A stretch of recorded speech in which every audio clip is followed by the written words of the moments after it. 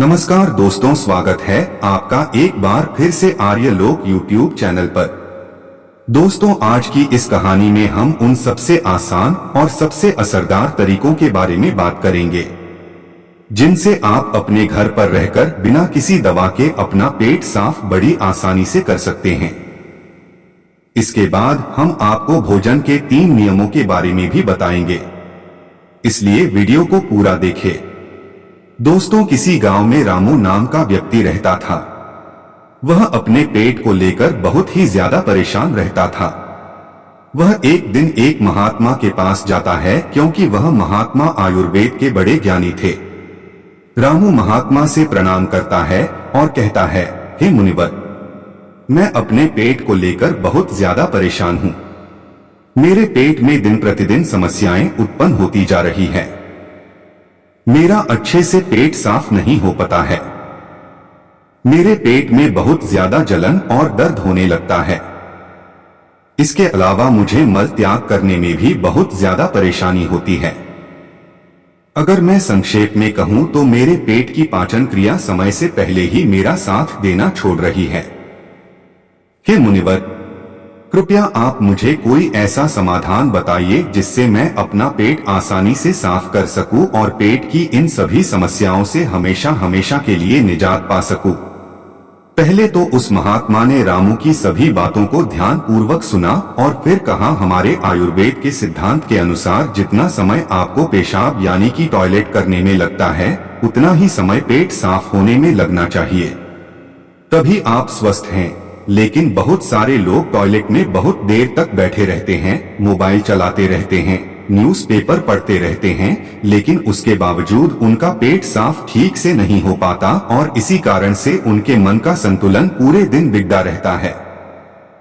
बेचैनी, घबराहट, किसी काम में मन न लगना, ये सब ठीक से पेट साफ न होने की वजह से ही होता है। जब भी आप अपनी किसी भी बीमारी का इलाज आयुर्वेदिक पद्धति के अनुसार करवाते हैं तो सबसे पहले आपके पेट की सफाई की जाती है।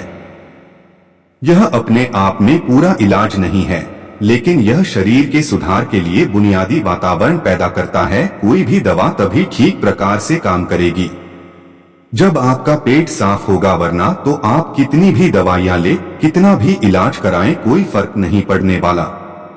शरीर हमें संकेत भेजता रहता है कि हमारा पेट साफ ठीक से नहीं हो पा रहा है, जैसे कि पसीने में से दुर्गंध या मुंह में से दुर्गंध। अगर वहां से दुर्गंध आ रही है तो हमें समझ जाना चाहिए कि हमारा पेट ठीक से साफ नहीं हो पा रहा है और हमें इसका हल ढूंढना होगा। ठीक से नींद ना आना, मानसिक समस्याएं, ये सारी चीजें पेट साफ ना होने के कारण ही पैदा होती है। फिर रामू ने कहा कि महात्मन, हमें अपना पेट साफ कैसे करना है। महात्मा ने कहा, आज मैं आपको पेट साफ करने के लिए कुछ प्रभावी आयुर्वेदिक जड़ी बूटियों और तरीकों के बारे में बताऊंगा। ये जड़ी बूटियां आपको कब्ज से भी छुटकारा दिलाने में मदद करेंगी। महात्मा की इन्हीं बातों को सुनकर रामू बहुत ज्यादा उत्साहित हो जाता है और कहता है, महात्मन, कृपया आप मुझे उन सभी तरीकों के बारे में जानकारी दो जिससे मैं अपना पेट हमेशा के लिए स्वस्थ और साफ रख सकूं।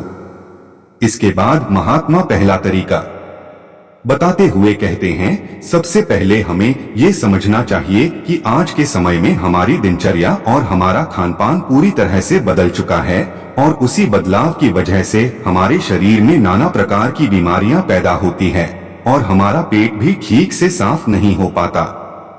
उदाहरण के लिए, आज के समय में ज्यादातर लोग फ्रीज का पानी पीते हैं जो कि बहुत ठंडा होता है, और जितना ठंडा पानी आप पिएंगे आपके पेट में जमा गंदगी उतनी ही सख्त होती जाएगी और इसी कारण से कब्ज जैसी बीमारियां पैदा होती है। अगर पानी को गर्म करके गुनगुना करके पिया जाए तो पेट की गंदगी बड़ी आसानी से बाहर आ पाएगी। सुबह उठते ही 2 ग्लास गुनगुना पानी करके आराम से घूंट घूंट करके पिएं। कुछ लोगों को लग रहा होगा कि घूंट घूंट पानी करके पीने में बहुत समय लगेगा, लेकिन अगर यहाँ पर समय नहीं लगाएंगे, टॉयलेट में समय लगेगा। ये सबसे आसान और घरेलू नुस्खा है जो सब लोग अपना सकते हैं। बस संयम और नियम की जरूरत होती है। देखिए, ठीक तरह से पानी पीना आपकी बहुत सारी बीमारियों को खत्म कर सकता है। जितना हो सके दिन में ज्यादा से ज्यादा पानी पिए। लेकिन याद रहे, ठंडा पानी पीने की बजाय गर्म करके एक गुनगुना पानी पिए। आजकल बाजार में ऐसी बोतलें भी आती है कि जिनमें आप जैसा पानी डालेंगे पानी वैसा ही रहेगा। तो आप ऐसी बोतल ले सकते हैं और पानी गर्म करके गुनगुना करके उस बोतल में डाल सकते हैं, और जब भी आपको जरूरत महसूस हो आप दिन में उस पानी को पी सकते हैं। लेकिन पानी के संबंध में एक बात जरूर याद रखना कि खाना खाते ही पानी नहीं पीना है। इससे आपकी पाचन क्रिया बाधित होती है।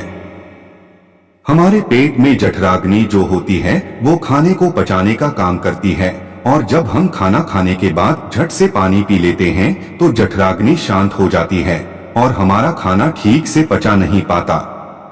इसीलिए खाने के तकरीबन आधे से पौने घंटे तक पानी न पिए। ये भी पता होना चाहिए कि पानी को किस तरह से पिए। एक तो खड़े होकर पानी ना पिए। खड़े होकर पानी पीने से घुटनों में और जोड़ों में दर्द की समस्या पैदा होती है।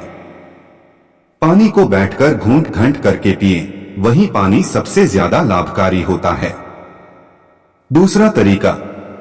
इसके बाद महात्मा ने रामू को दूसरा तरीका बताते हुए कहते हैं कि खाना खाने के बीच में कम से कम 5 घंटे का अंतर होना चाहिए, जिससे कि जो खाना आपने खाया है वो ठीक से हजम हो सके, उसका पाचन ठीक से हो सके।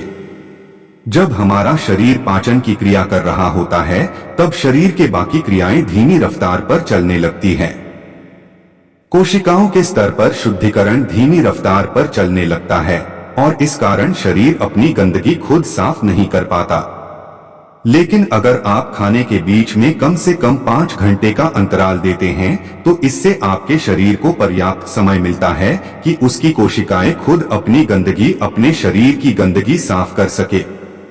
तीसरा तरीका। अब महात्मा ने रामू को तीसरा असरदार तरीका बताते हुए कहते हैं, अपने पेट को साफ करने के लिए हमें ये समझना होगा कि जो लार होती है वही हमारे खाने को पचाने का काम करती है। जितनी ज्यादा मात्रा में लार पैदा होगी उतनी ही आसानी से खाना पच जाएगा। कुछ लोगों का मुंह हमेशा सूखा सूखा रहता है, उसमें लार पैदा नहीं होती, इसीलिए उनका खाना ठीक से हजम नहीं हो पाता। इसके लिए जरूरी है कि हमारा शरीर सही मात्रा में लार पैदा करे। उसके लिए हमें ज्यादा से ज्यादा सलाद खाना चाहिए। सलाद खाने से लार पैदा होती है, फाइबर होते हैं, जिससे हमारा खाना आसानी से हजम हो जाता है। इसके अलावा खाना खाने के बाद कुछ मीठा खाया जा सकता है। जिन लोगों को शुगर या डायबिटीज नहीं है वे आसानी से मीठा खा सकते हैं और वो मीठा खाने के कारण उनके शरीर में लार पैदा होने लगती है, जिससे कि पाचन क्रिया आसान हो जाती है। अगर आप सलाद को खाना खाने से पहले खाते हैं तो वो ज्यादा लाभकारी होता है। उससे आपकी भूख बढ़ती है और आपके शरीर में लार पैदा होनी शुरू हो जाती है। चौथे तरीका। इसके बाद महात्मा ने रामू को चौथे तरीके में अपनी आहार नली को साफ रखने के बारे में बताया। उसको हम कैसे साफ रख सकते हैं? देखिए, आहार नली में से ही खाना हमारे पेट में जाता है। अगर आहार नली ठीक से साफ नहीं होगी तो हमारे खाने के साथ ऐसे कीटाणु हमारे पेट में पहुंचेंगे जो हमारे शरीर को नाना प्रकार से नुकसान पहुंचाएंगे। इसलिए जरूरी हो जाता है कि जो आहार नली है उसमें जो कीटाणु है उनकी ठीक से सफाई हो जाए, और इसके लिए सबसे ज्यादा लाभकारी होता है नीम। नीम एक ऐसा दिव्य पेड़ है जो भारत में बड़ी आसानी के साथ उपलब्ध हो जाता है। हर जगह मिल जाता है। नीम की पत्तियों को और हल्दी को पीसकर एक छोटी सी गोली बन जाती है। कुछ दिनों तक सुबह उठकर उस गोली को पानी के साथ सीधा गटक लिया जाए, जिससे कि आपकी आहार नली पूरी तरह से साफ हो जाए। हमेशा नहीं करना है, ये सिर्फ 7 दिनों तक करें।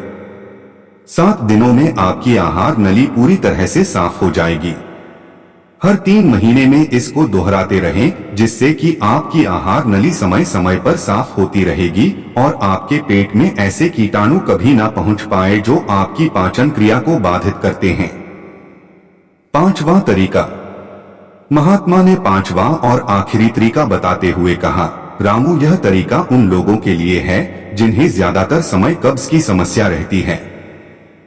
जिन लोगों को लंबे समय से कब्ज की समस्या है वो अरंडी के तेल का इस्तेमाल करें। रात में सोने से पहले एक गिलास दूध के अंदर आधा चम्मच गुनगुना अरंडी का तेल मिलाकर पिएं। एक हफ्ता पीने के बाद पुरानी से पुरानी कब्ज भी ठीक हो जाती है। ये अरंडी का तेल दूध में गुनगुना करके ही मिलाएं और सिर्फ आधा चम्मच मिलानी है।